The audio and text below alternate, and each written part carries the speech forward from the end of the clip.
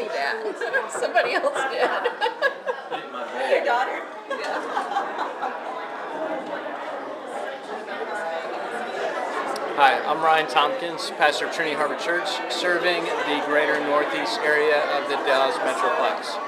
One of the things I love about Trinity Harbor are the meals that we celebrate on the first Sunday of each month.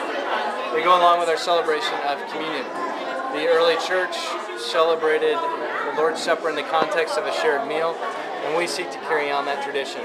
It fosters community and fellowship and time together on the first Sunday of each month. Hey Ryan, how are you? I'm well, Missy. How are you? So what is the next sermon series coming up? Missy, I'm so glad you've asked. Regularly, we do sermon series that cover different topics based on books of the Bible. And upcoming, we're going to be looking at the book of 1 Peter.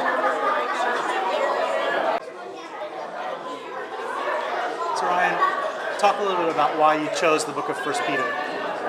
Sure. 1 Peter is written probably in the early 60s AD, and the reason it's written is that the church has been targeted for persecution under the Roman Emperor Nero.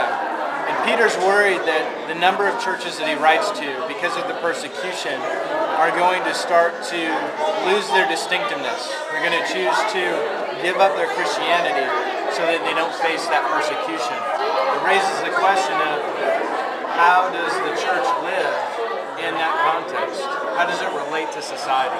So what end up then being some of the major themes that get addressed in the book? Peter's going to remind the Christians to whom he's writing, these churches, of who they are before God. And in one sense, the churches have to understand who they are before God before they can understand who they are supposed to be in whatever context they find themselves. So I guess my question is, if that's the context of the book, and in the United States we don't really experience that kind of persecution, what then does the book have to say to us today?